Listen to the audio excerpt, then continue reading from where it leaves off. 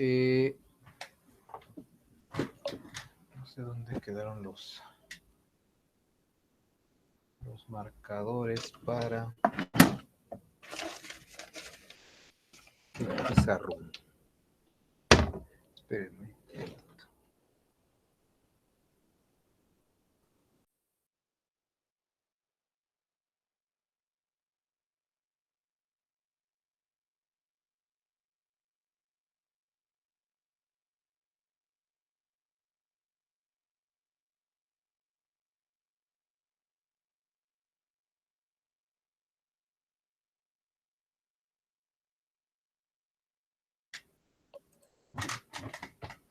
Bueno, ya.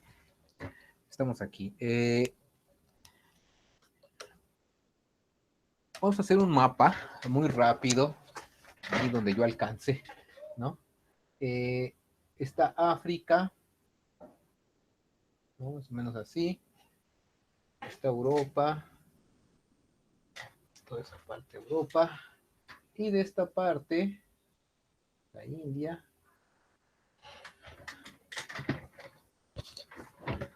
Esto es Medio Oriente, ¿no? Acuérdense que la filosofía, al menos la griega, tiene su origen en Grecia. Grecia en el Mediterráneo están por aquí. Entonces se dan cuenta, no está muy lejos, ¿no? de la zona, digamos, del Mediterráneo. Este es el mar Mediterráneo. Hay un intercambio, ¿no? Entonces, ahí va a surgir un nuevo pensamiento o un pensamiento que va a ser distinto al griego. Y tiene como base a una persona, ¿sí? Que todavía hasta nuestros días se sigue, es tan importante su presencia que hasta nuestros días se sigue dividiendo el calendario en antes y después de su nacimiento, por lo menos en la zona en la que estamos viviendo, ¿no? Porque no necesariamente en China llevan este calendario. eh, Ellos llevan un calendario y si conocen este calendario, el de antes de Cristo y después de Cristo, es porque por relaciones comerciales, no porque realmente crean que es el calendario que debe de existir en todo el mundo. No, no es cierto, ¿no? Es nada más es para algunas culturas. Entonces, ¿sí saben de quién estoy hablando o no?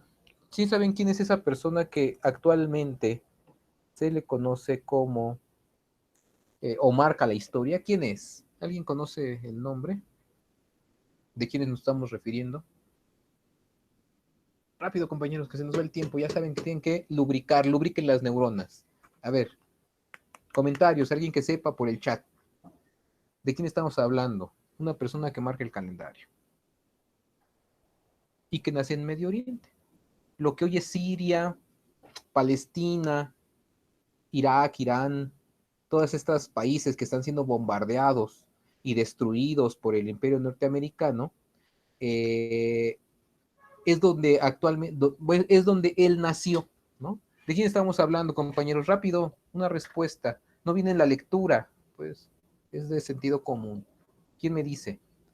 Despierte.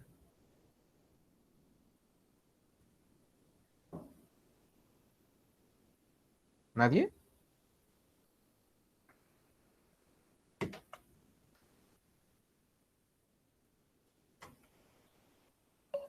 No sean tímidos, compañeros. ¿Están regañados? ¿Quién los regañó? ¿Cómo van en sus materias? ¿Qué pasa? ¿Por qué tan poco participativos? A ver, ¿quién? ¿Quién me dice? Rápido, compañeros, que se nos va el tiempo.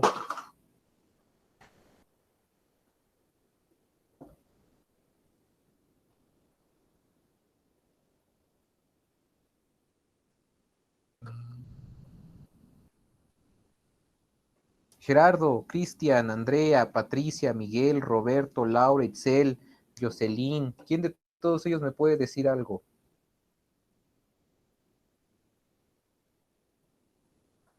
Itzel, Jocelyn, Laura, Miguel, Patricia, Roberto, Valeria. ¿Sí están ahí? ¿Sí me escuchan o no? Mi máquina no está transmitiendo.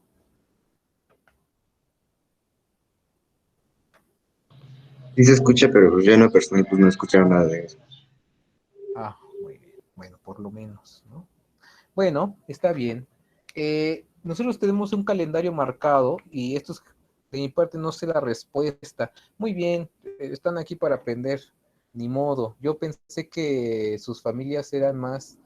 Este tipo de filosofía es normalmente la que nosotros tenemos o que hemos ido cultivando de manera más cotidiana, porque se habla de la cultura cristiana, de la filosofía cristiana.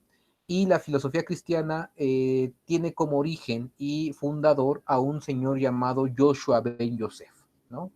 Joshua, el hombre luz, hijo de José. Y es tan importante su vida, ¿sí?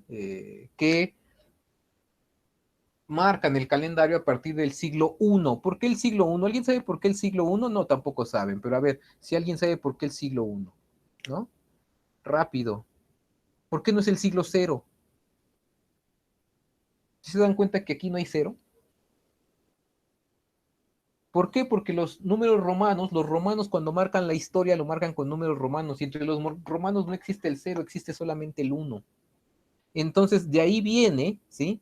Que siempre el siglo está adelantado, digamos, a la numeración sí, los años en números. Por ejemplo, los años 1900 fueron el siglo XX, como si estuviera adelantado, fuera adelante los siglos de los años que estamos viviendo. ¿Por qué? Porque no había cero.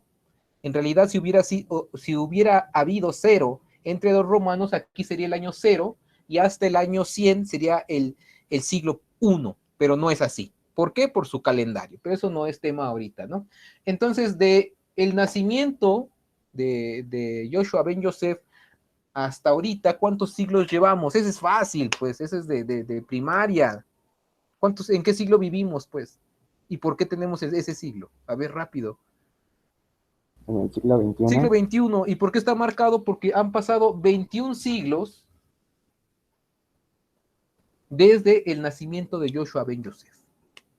¿Sí? Entonces, este personaje, al igual que Sócrates y otros pensadores, filósofos, no escribieron absolutamente nada. ¿Sí? Todo lo que sabemos es igual que Sócrates, por sus alumnos, ¿no? Eh, Estos alumnos, en algún momento, después de la muerte de Jesús, de Joshua, van a esparcirse por el mundo perseguidos por el imperio romano. Eh, ¿Ya más o menos les va quedando claro de quién estamos hablando o no? ¿Cuántos? A ver si este es fácil también, aunque tiene su grado, ¿no? ¿Cuántos discípulos tenía, o discípulos cercanos que nos hayan dicho cuántos tenía Joshua ben Yosef? ¿Alguien lo sabe? Rápido, rápido, rápido, rápido. ¿No? ¿Nadie? Bueno, supuestamente tenía 12 discípulos, ¿sí? 12 alumnos. En realidad tenía más, por supuesto, porque entre ellos iban tres mujeres, ¿sí? Iba María, María de Magdala, por cierto, María de Magdala, mal traducido como María de Magdalena, ¿sí? Porque otra vez, María de Magdala, ¿de dónde es? De un lugar llamado Magdala, y se llama María, y por eso es María de Magdala. Y después ya la castellanizaron y todo, y hoy lo conocemos como María Magdalena. ¿Dónde era Magdala? Magdala era un pueblito muy pobre, muy pobre, muy pobre, y la gente de Roma o la gente de las grandes ciudades siempre decían, ah, es una mujer de Magdala, ah, es una prostituta. ¿Por qué? Porque como había tanta pobreza, para ganarse la vida, las mujeres se prostituían, no todas, pues, pero se sabía, ¿no? Que ese lugar con tanta pobreza, pues, se podía comprar el cuerpo de las mujeres, y por eso cuando María llega al lugar donde están predicando, ah, es María de Magdala, es una prostituta, no necesariamente porque lo fuera, sino por el pueblo. Esta mujer, al igual que la madre, que también se llamaba María, y otra mujer, que también Marta, que va con ellos, son también de las mujeres que los siguen, que van alrededor de este grupo de 12 hombres y 3 mujeres, entonces son más o menos como 15 alumnos los que van siguiendo a Jesús. Todos ellos, a la muerte de Jesús, ¿sí saben cómo murió Jesús? Eso es de primaria también. ¿Cómo murió Jesús?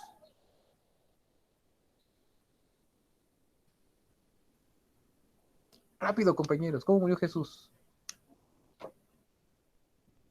Crucificado en la cruz. Crucificado en una cruz, por supuesto, ¿no? Quiero decirles que esto no es nuevo, crucificado, dice Jocelyn.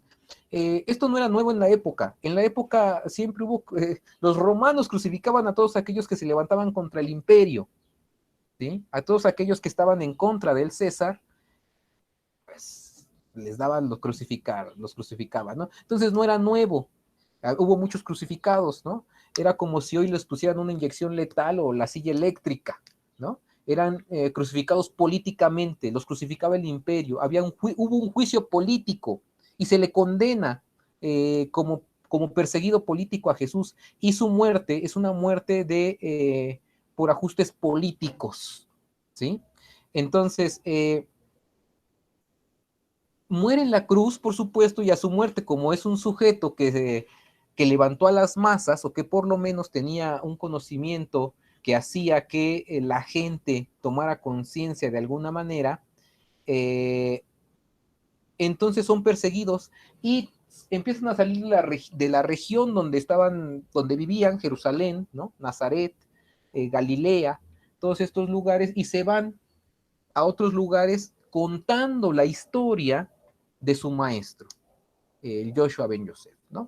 Entonces, va a pasar mucho tiempo, todas estas personas son perseguidas, ahorita vamos a explicar por qué, ¿no? Todas estas personas son perseguidas hasta que en el siglo III, más o menos, ¿sí? Siglo III estamos hablando de 300 años, más o menos, ¿sí? De la muerte de Jesús. Jesús muere a los 30 años, pero de ahí hasta el siglo III, más o menos cerca de 300 años después, se van a escribir lo que hoy conocemos como los evangelios del libro de este tipo de tradición cultural, ¿no? El libro se llama la Biblia. En este libro está dividido de dos partes, el Nuevo Testamento y el Antiguo Testamento y el Nuevo Testamento. El Antiguo Testamento son libros judíos, ¿sí?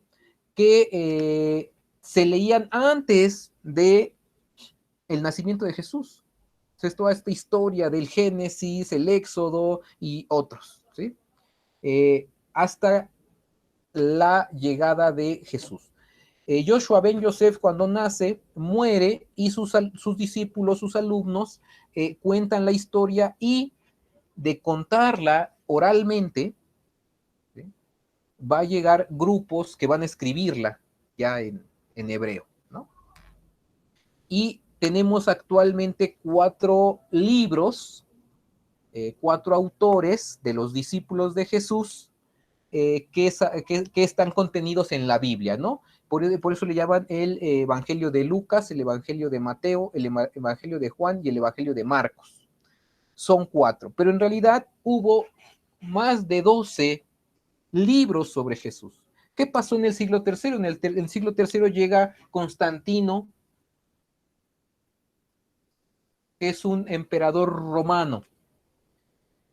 Constantino es un sujeto que de pronto en una guerra está ahí matando gente, ¿no? Ya saben, machaca, cabezas, brazos, piernas, ¿no?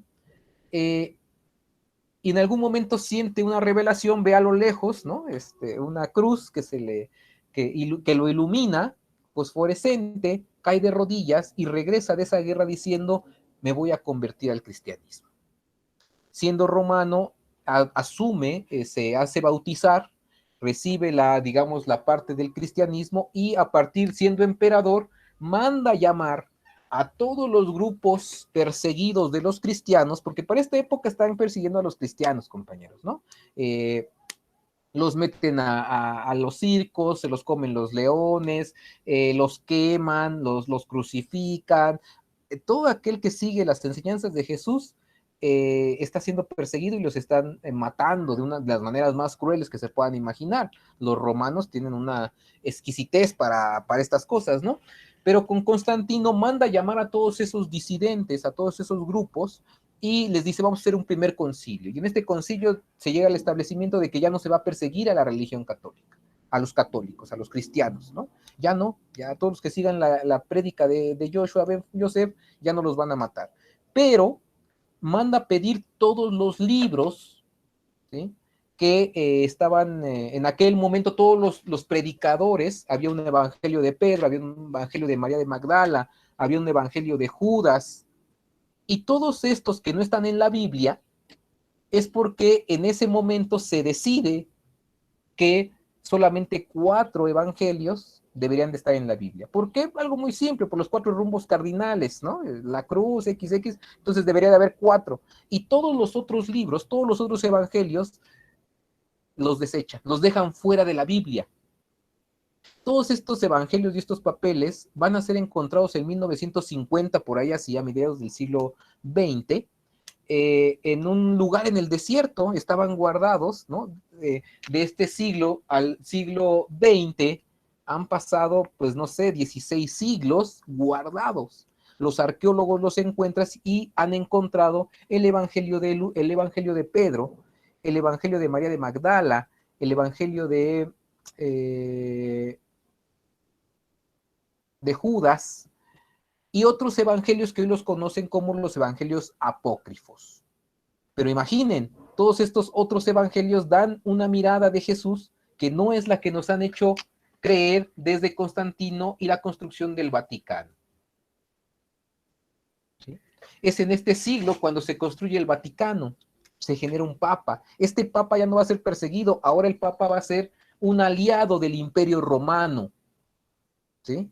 Y a partir de ahí va a comenzar lo que va a ser la cristiandad, es decir, ya no van a ser los primeros 3 siglos de los discípulos de Jesús que seguían, digamos, las enseñanzas de Jesús más al pie de la letra o más como realmente se concebía, y va a cambiar ese tipo de enseñanza en el siglo tercero, que es más o menos lo que hoy tenemos o lo que hoy conocemos, ¿no? Ahí en este siglo va a venir el autor que hoy vamos a ver, que es Agustín de Hipona.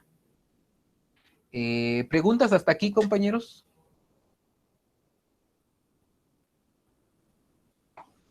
De mi parte no, profe. Dice Patricia que no. Cristian dice no. Bueno, seguimos entonces. Vamos a recordar, ¿sí?, que esta tradición es la tradición semita. Cuando decimos tradición semita nos referimos a una raíz de un grupo cultural étnico, ¿sí?, que le llaman los semitas. Los semitas eran de África, acuérdense de el desierto, Egipto, Mesopotamia, ¿sí?, el río Tigris y Éufrates, ¿no? Estas civilizaciones que se desarrollan en aquí van a tener una tradición que le llaman semita. Estos semitas a su vez se van a dividir en hebreos, cananeos, musulmanes, en fin, una serie de grupos diferentes, pero que tienen la misma tradición semita. Los judíos, esto porque la tradición de los semitas, al igual que la de los egipcios, tiene que ver con la carne, ¿sí? Entonces, cuando ustedes van a la Eucaristía, y la Eucaristía es la misa, hay un punto en el cual se dice, este es mi cuerpo y esta es mi sangre. No se dice, este es mi cuerpo y esta es mi alma. ¿Por qué? Porque se sigue pensando en la carne. La gran crítica filosófica al pensamiento griego va a venir de que el gran misterio, digamos, del cristianismo tiene que ver con la muerte y resurrección de la carne. Entonces, digamos, lo que hace que Jesús, el Yoshua ben Yosef, sea un sujeto excepcional es que muere y el testimonio es que resucita al tercer día, pero no resucita así como, no sé, un fantasma. O sea, en algún momento de los pasajes se dice que uno de sus alumnos, Tomás, le dice hasta no ver, no creer, y dice, bueno, toca mi mano, toca donde pasó el clavo, ¿no? Y entonces el otro se convence de que es él, de que está ahí presente, que resucitó de los muertos. Esto es distinto a creer en un alma inmortal. ¿sí? Como lo creían los griegos. Acuérdense que los griegos se había en el topos uranus, ¿sí? Un alma es encarnada en un cuerpo y cuando muere el cuerpo, el alma inmortal se va al cielo, ¿no? O se va al topos uranus. En este caso no. En este caso hay muerte y resurrección, que es otra cosa. El alma inmortal no puede morir. En este caso el cuerpo, la carne muere y Jesús resucita con todo y cuerpo y carne. Y ese es el, digamos, el gran crítica, el gran misterio, lo que va a hacer algo que hasta nuestras fechas, hasta nuestros días, se sigue creyendo, ¿no? Si los griegos creían en que el alma es inmortal, ¿por qué toda esta tradición judio-cristiana no puede o no debe creer que hay una resurrección de la carne? ¿Por qué no? ¿Sí? Entonces, esa va a ser la gran crítica que van a hacer los filósofos cristianos. Bueno, una vez llegando a este punto, podríamos explicar ya la diferencia de pensamientos, ¿sí? De tanto de los griegos como de los cristianos, ¿no? Entonces, entre los griegos había un topos uranus, en donde había un sujeto, acuérdense quién podía tener alma, los únicos que podían tener alma eran aquellos ¿quién me dice quiénes eran los únicos que podían tener alma? Compañeros. Eso ya lo vimos. Entre los griegos, el alma es inmortal. ¿Quiénes eran los únicos que podían tener alma? Hombres, dice Jocelyn. Sí, claro, por Creo supuesto. que eran los hombres. Patricia, efectivamente, no solamente por ser varón, acuérdense, tenías que vivir en Grecia, ¿no? Bueno, en la polis, tenías que tener propiedades, tenías que ser blanco, tenías que ser varón, por supuesto, ¿no? En fin, ¿sí? Entre los judio-cristianos, ¿sí? Ya con la teoría de Jesús, aquí va a estar la idea de está el cielo. Aquí vamos a poner, no sé, a alguien así como el cielo, ¿no? El cielo. Y está el infierno. Si ustedes se portan mal, según esta tradición, ¿a dónde se van a ir?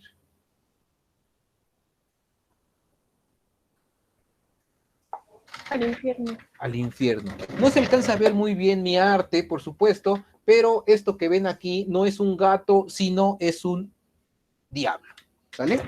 Y entonces, si ustedes se portan mal, se van a ir al infierno eternamente, ¿sí? Y los van a hacer como hamburguesas, es decir, van a estar ahí entrinchados con el trinche, ¿no? Y los van a estar volteando de un lado para el otro en las brasas vivas. Y entonces, como hamburguesas, les van a dar una vuelta y les van a dar otra vuelta y así, ¿no? Constantemente. Aquí, como vuelvo a repetir, aquí hay una trinidad. ¿Sí? La Trinidad en el cristianismo no se habla en un inicio, en la época de Joshua ben Joseph, no se habla de alma. Si acaso se habla de espíritu, ¿sí? Pero no se habla de alma. Entonces, hay una Trinidad, ¿no? El Padre, el Hijo y el Espíritu Santo, y eso es lo que conforma a Dios. Dios es eso. El Padre, el Hijo y el Espíritu Santo. Padre Dios, ahí está en el cielo, ¿no? Que su Hijo es encarnado, el verbo se hace carne, la palabra de Dios se hace carne, no está diciendo que se le da un alma, ¿sí? Y otra vez el punto es, se hace carne, ¿sí? La palabra se hace carne, ¿no? Y entonces Dios se encarna en un personaje, ¿sí? O en lo humano, se encarna y manda a este personaje en esta historia mítica, por supuesto, a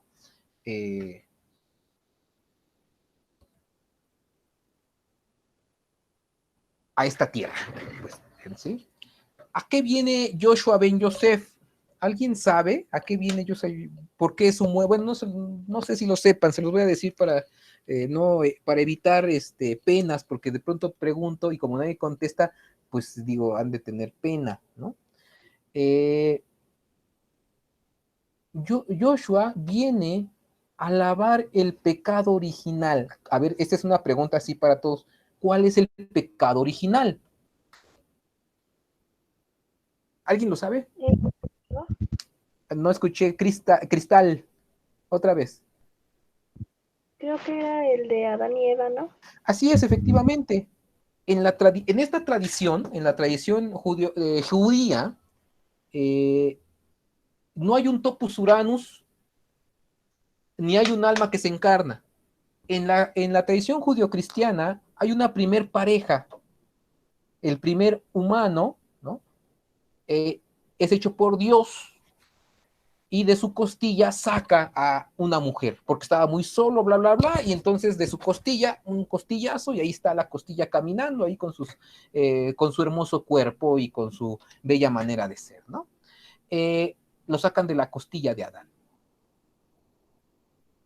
Ustedes dirán, esto es una fantasía, es un cuento, es una narración mítica, es una explicación ontológica de esa cultura, al igual que los griegos creían que un alma que de pronto comete una falta se encarna en un cuerpo. Bueno, es otra creencia, es otro mito. Y claro que los griegos creían que esto era verdad. ¿Por qué no? Lo que están diciendo los judíos cristianos puede ser verdad. ¿Por qué no? Entonces, en este mito, Adán y Eva, porque aquí no es que estén en el cielo y son expulsados. En esta tradición judío-cristiana, eh,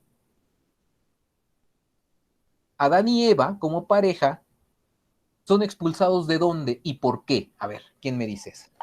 Del paraíso, ¿Y por qué los expulsan? por comer una manzana. Por comer una manzana, ¿no? ¿Alguien tiene idea qué es eso de comerse la manzana? No. La manzana representaba Es qué. un pecado grande. Fíjense cómo está la cosa. Este es el Evangelio según el profe Gabo, ¿no? Les dicen, estás en el paraíso total, ¿no? Solamente te pido una cosa, les pido una cosa, no coman de ese árbol, el fruto de ese árbol. Si no quieres que lo coma y tú lo puedes todo, pues ¿por qué lo pones? ¿No? Quítalo. O sea, si no quieres que coma, pues simplemente lo quitas y ya, ¿no? Pero no, ahí se los deja, ¿no? ¿Qué es la manzana? A ver, la manzana representa, ya están lo suficientemente grandecitos para entender esta metáfora, ¿sí? Al menos desde la interpretación filosófica. Yo no estoy aquí dando misa. Lo que estamos haciendo es filosofía.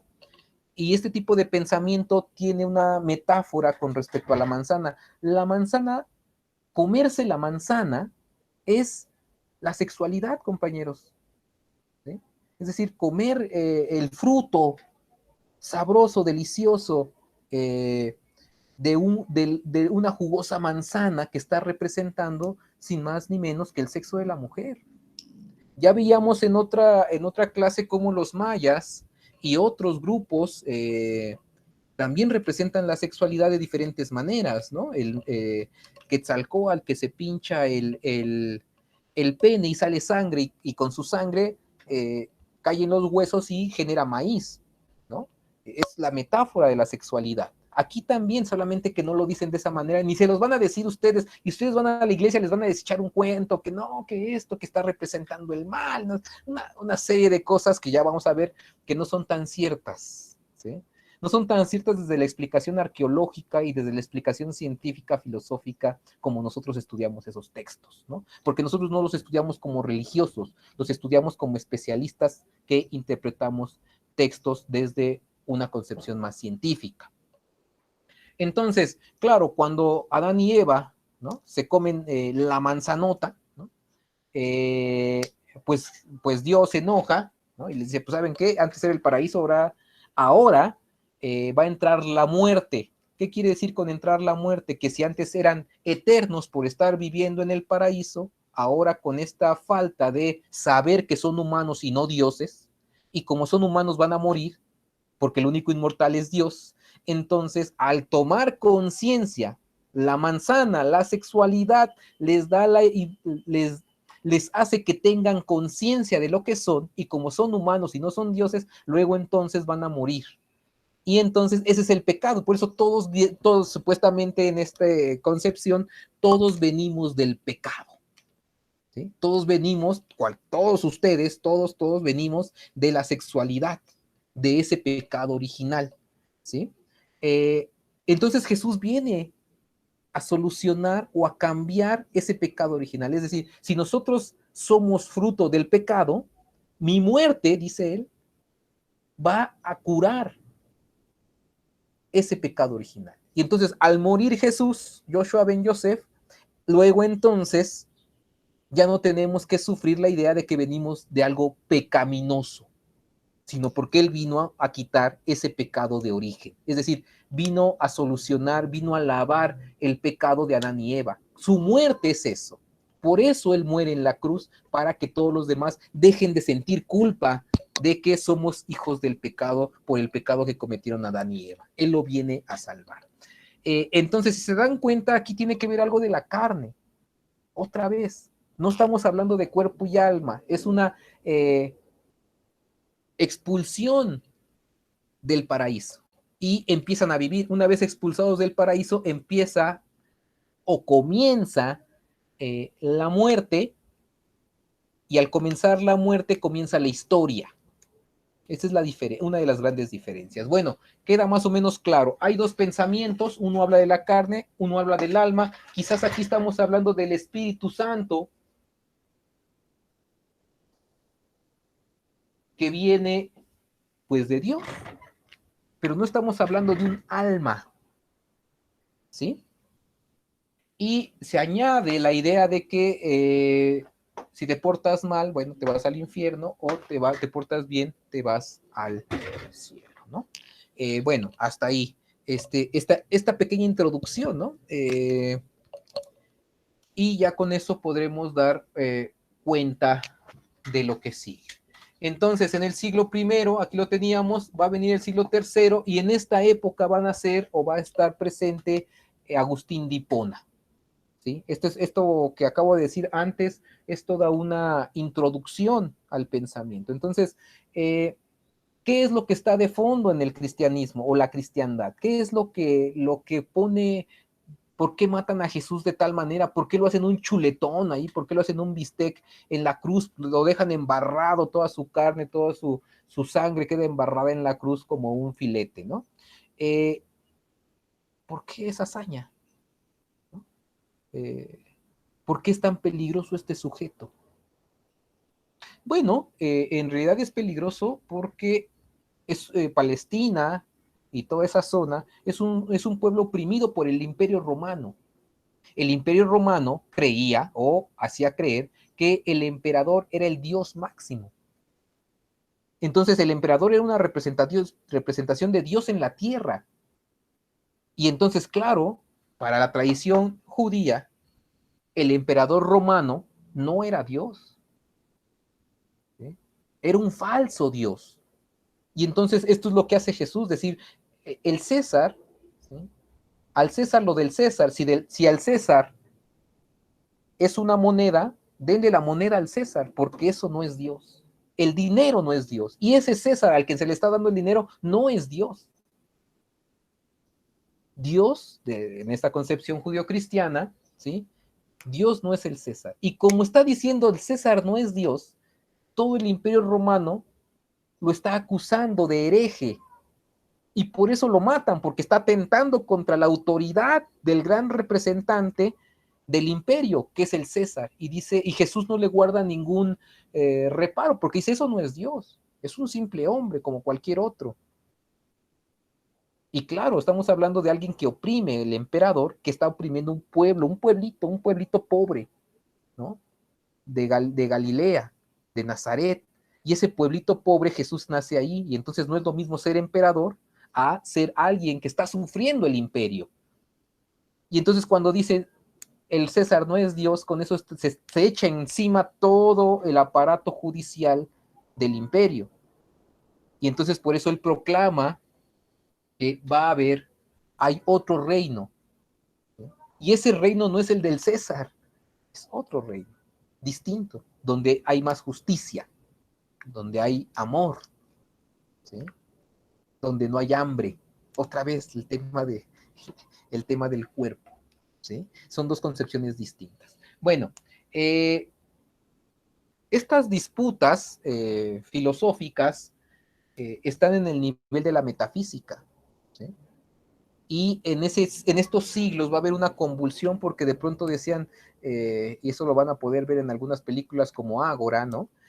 Cómo los cristianos empiezan a ser personas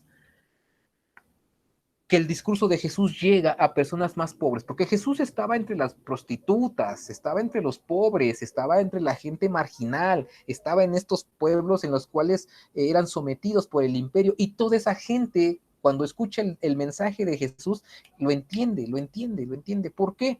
Porque para los griegos el alma inmortal solamente era para los hombres, pero acá la salvación, el reino de los cielos, es para todos, hombres, mujeres, pobre, esclavo, sin linaje, todos podían entrar al reino de los cielos. En este mundo no, porque desde que naces, si no eres hombre, ya de plano, ni te hagas ilusiones.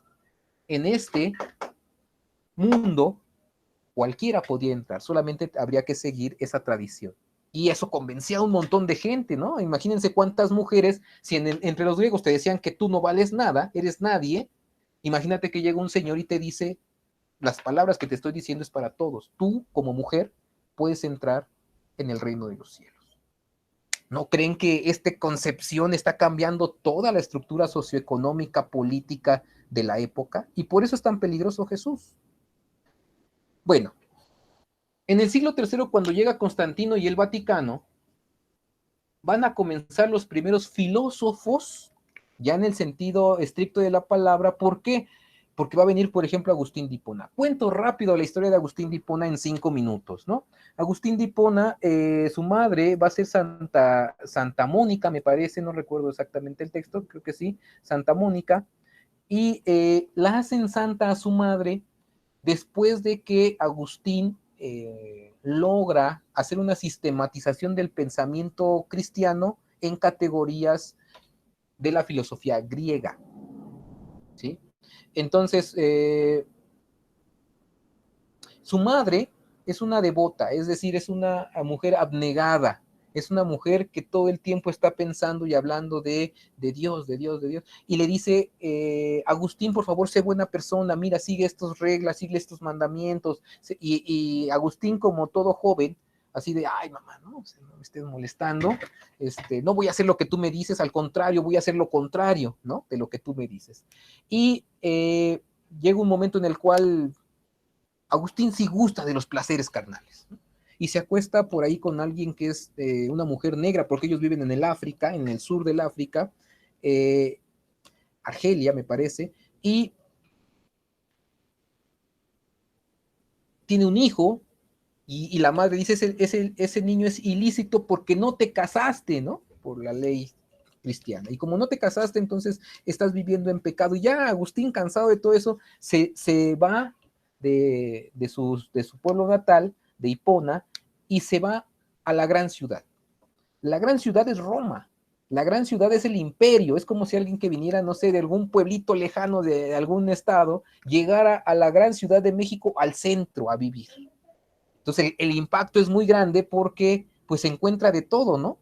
Y entonces Agustín, que gusta de la vida de placeres carnales, pues se encuentra de todo y prueba de todo, vino, mujeres, lugares, como hoy le llamaríamos antros, y todo esto. Está en los bajos mundos, conoce de todo y prueba de todo tipo de lo que haya para cambiar de sustancias tóxicas, ¿no?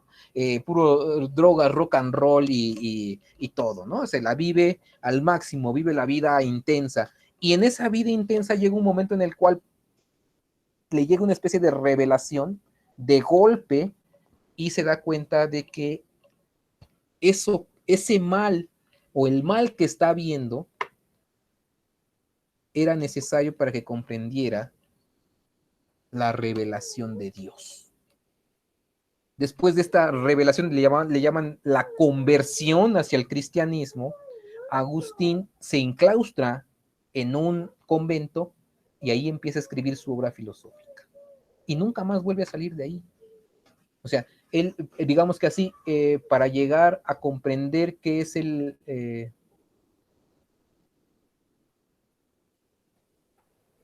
cielo, por decirlo de alguna manera, una metáfora, se tiene que vivir primero en el infierno. Es decir, a veces es necesario conocer el color negro para después descubrir qué es el color blanco. A veces es necesario conocer el mal para después comprender qué es el bien. Pero esto lo he encarnado en la vida, ¿no? Entonces, hay una historia, por ahí la cuento, cuando se va a Roma, ¿no? Le dice a su mamá, se me olvidó algo ahí en la habitación, ¿me lo puedes traer? No, pues que sí, se va, ¿no? Se va y ahí la deja. Después llega su mamá y le consigue una novia para que se case y dice, no, pues es que yo ya hice mi vida de religioso, ¿no? Encerrado en un convento, así, agustino, ¿sí? Bueno, ahí va a ser sus obras, una de ellas Confesiones, libros muy grandes, bueno, grandes en el sentido que son muchos, y La ciudad de Dios y la ciudad, así se llama, La ciudad de Dios. Bueno, ¿qué es lo que va a tomar Agustín? Agustín, al igual que Platón, van a concebir una ciudad, la ciudad de Dios. Y la ciudad de Dios es una ciudad que no está aquí, sino que después de que mueras vas a ver esa ciudad, es una ciudad perfecta, es como el amor platónico, ¿se acuerdan de esa clase? Algo que no se puede alcanzar. La ciudad de Dios es eso, donde hay armonía, paz, no hay guerra ni nada. Esa es la ciudad de Dios, pero esa ciudad de Dios no la vamos a alcanzar aquí en la tierra, sino después de la muerte. Y de ahí viene, bienaventurados los pobres, porque de ellos será el paraíso, sí, pero mientras aguanta la pobreza y después vas a hacer el paraíso. Esta es una de las derivaciones que surge del pensamiento griego en combinación con el pensamiento semita. Es decir, separan, ¿no?, de que aquí en la tierra, esto de los griegos, de que el cuerpo es el malo, y entonces si se muere tu cuerpo, vas a liberar tu alma, pero aquí el cuerpo es el malo, otra vez, en la concepción griega, pero ya en términos del cristianismo, el cuerpo es malo, y lo que tienes que liberar es tu alma.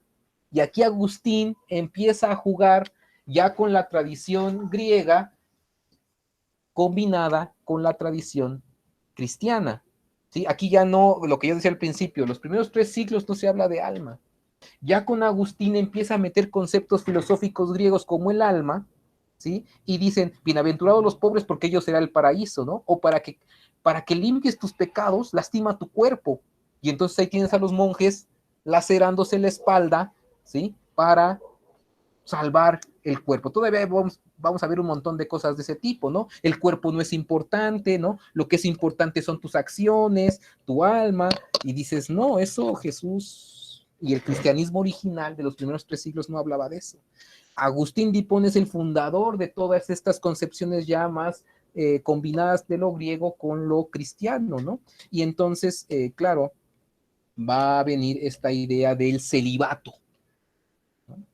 El hombre célibe tiene que contener sus impulsos sexuales porque así te haces puro, y si eres puro entonces vas a ser como Jesús. Al parecer Jesús tenía una relación amorosa con María de Magdala, porque en el Evangelio de María de Magdala se dice, Jesús y yo éramos algo más que amigos. Y en otro Evangelio, que no recuerdo cuál, también apócrifo, va a decir, María de Magdala y Jesús se besaban en la boca. Y por ahí hay algunos estudios que arrojan hipótesis de decir que Jesús y María de Magdala tenían un hijo que se llamaba Juan, pero lo mantenían oculto, y todos los discípulos lo mantenían oculto, ¿sí? Porque como estaban en una situación de persecución política por el imperio, era más seguro para el hijo mantenerlo oculto, y todos sabían que era su hijo, ¿sí? Entonces, esta idea de que mantente puro, ¿no?, célibe, y entonces eres bueno, en realidad tiene que ver con esta idea del golpear el cuerpo, de lastimar el cuerpo para ser puro, ¿no? Y la gran diferencia, ya lo dije la vez pasada, hace rato, la gran diferencia y la crítica fundamental, la diferencia entre la filosofía griega y la filosofía cristiana, es que este es el alma inmortal, y aquí Jesús es alguien que resucita, muere la carne y al tercer día resucita con todo y cuerpo. Entonces, aquí es inmortal el alma, aquí hay un cuerpo que muere, vence a la muerte y resucita. Esa es la diferencia metafísica, filosófica que existe entre un pensamiento y el otro. Bueno, volvamos al esquema. Para Platón, acuérdense que estaba el mundo de las ideas, aquí va a estar la ciudad de Dios. Y el mundo de las apariencias, el mundo humano en el que vivimos, para Agustín de Hipona va a ser el mundo del pecado, la ciudad del pecado, ¿sí? Entonces, en estas combinaciones, Agustín echa mano de las enseñanzas platónicas. Hasta aquí preguntas, compañeros. Rápido, porque se nos va el tiempo. De mi parte no. No, Laura también dice no. Bueno, aquí vamos a venir a los que hicieron la tarea, ¿vale? Vienen las preguntas.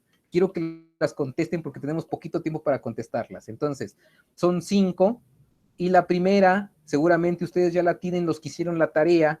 ¿Cuáles son las problemáticas metafísicas judeocristianas que rompen con la idea de la razón? La fe, El fenómeno creencia, de la resurrección. no, aquí lo tiene Itzel, lo puso aquí en el chat y esa es la correcta, ¿sí? La fe. ¿Sí? La fe, la creencia y la convicción de estas problemáticas metafísicas, ¿sí? ¿Por qué? Porque en este pensamiento lo que se está diciendo es, y le dicen a Agustín de Hipona, si realmente quieres conocer a Dios,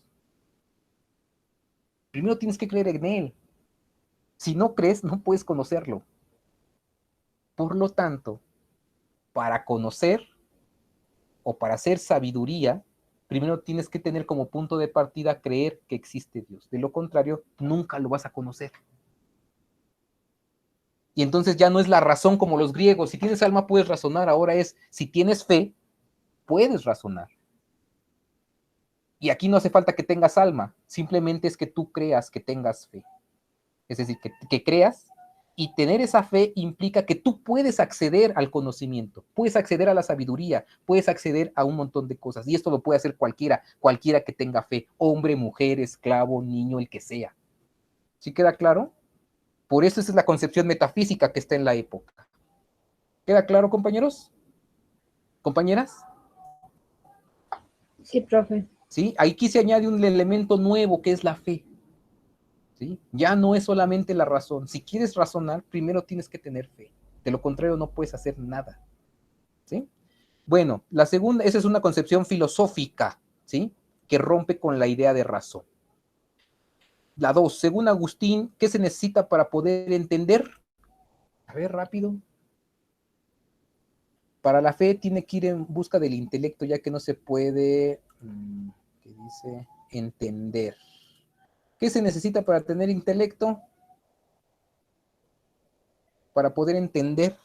¿La fe? La fe, por supuesto, ¿sí? La fe. Y la siguiente, que ya lo vimos hace un ratito, ¿no? Que la siguiente es, para Agustín, ¿dónde está Dios? A ver. En la memoria. En la memoria, Itzel, muy bien, en la memoria. Dios está en la memoria, claro, dice Agustín, esa es su reflexión.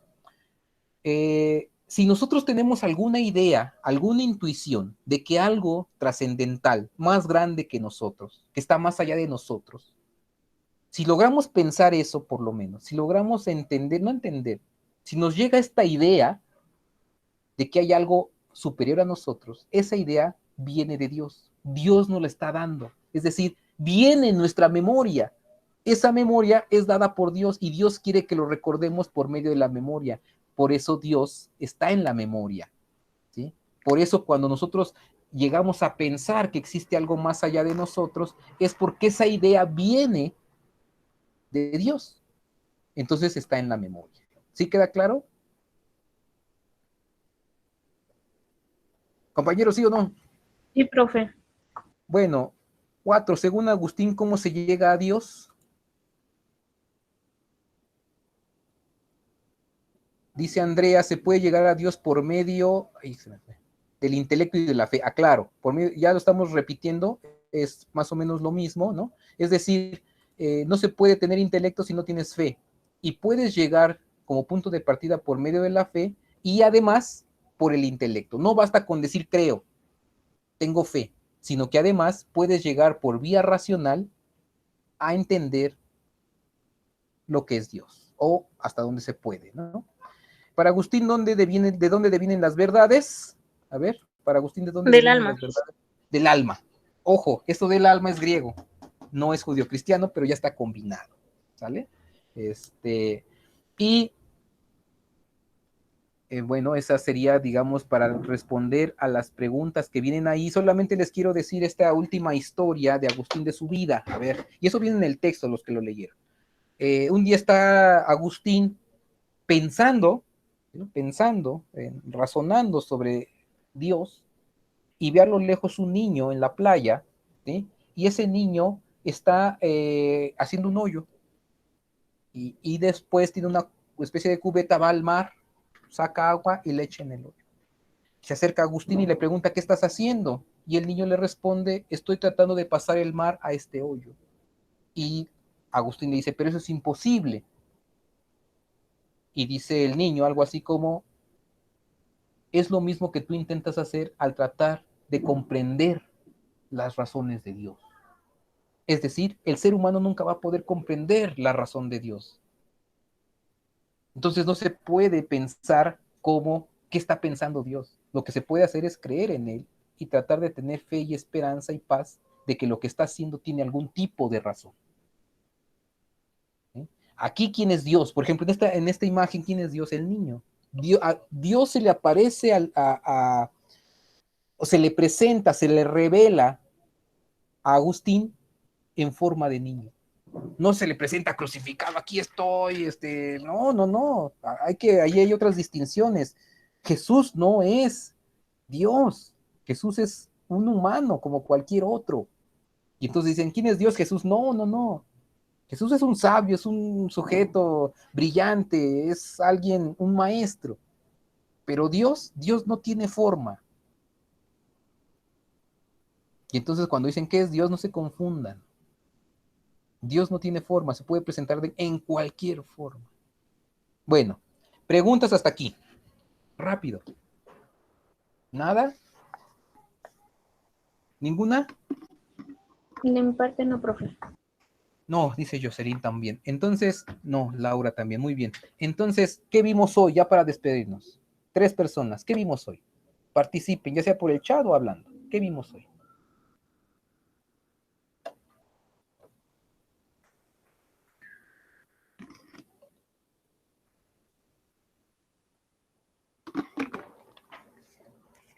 Rápido, compañeros, ya para irnos, ¿qué vimos hoy?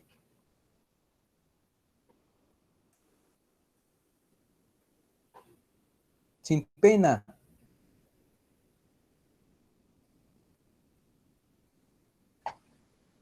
El pecado de Adán y Eva. Patricia, el pecado original, ¿qué significa? ¿De dónde viene? ¿No? El de Adán y Eva, que es parte de la tradición judío-cristiana. Bueno, aquí alguien nos dijo, la filosofía católica, por supuesto, que soy un pecado, dice Roberto, sobre Jesús y Agustín. Ahí está, ¿no? Más o menos ahí van captando. Vamos a seguir en este tema la próxima clase. La problemática metafísica, muy bien, ¿no? Están poniendo atención. Me interesa saber su opinión, compañeros, para saber si están entendiendo, ¿no? La problemática metafísica judio-cristiana, es claro. Acuérdense que la fe o la idea de Dios es una cuestión metafísica. La idea del alma es una cuestión metafísica. La idea de la resurrección es una cuestión metafísica. ¿Sí? Hay una última concepción que después la voy a seguir repitiendo, ¿no? Para el cristianismo, digamos, original, no crean que están pensando en un reino de los cielos más allá después de la muerte. En estos primeros siglos se está pensando en que el reino nuevo es aquí y ahora, solamente hay que transformar este reino en el que estamos viviendo. En este caso, el reino de Roma, el imperio romano, hay que destruirlo para después pasar a un nuevo reino, pero ese reino no es ahí más allá, a ver cuándo, es aquí y ahora, y eso hay que hacerlo. Hay que luchar por cambiar la realidad y construir un nuevo es un nuevo reino, ¿no? De ahí viene la idea de venga a nosotros tu reino, hágase tu voluntad aquí en la tierra como en el cielo. Si no está diciendo, ay, espérate, aquí está, no, no, no, no, no. Hágase tu voluntad aquí y ahora. Es justicia. ¿Vale? Entonces, esto se está dando en los primeros siglos, después va a cambiar al cielo y infierno y todas esas cosas. Bueno, en fin. Nos vemos la próxima, como no nos vamos a ver el día... ay, creo que el lunes no nos vemos, compañeros. No, sí nos vemos o no. Es 10 de mayo y me parece que no hay clases. Entonces lo checamos, ¿sale? Y si no hay clases, pues nos vemos hasta la otra semana. Pero el miércoles se sube la tarea 8, me parece, el miércoles, y si no nos vemos el lunes, nos vemos hasta la otra semana con la tarea 9, entonces ya se nos van a juntar. Entonces vamos apurándonos y, como siempre, como no nos vamos a ver, aunque sea lunes, pórtense mal, y si se portan mal, ¿qué vamos a hacer? ¿Qué van a hacer? Lo invitamos, por favor. Lo invitamos, profe. Ahí está, entonces váyanse desconectando. Nos vamos a despedir. Hasta luego. Hasta luego. Hasta luego. Hasta luego, cuídense, Patricia, todos los que están por ahí.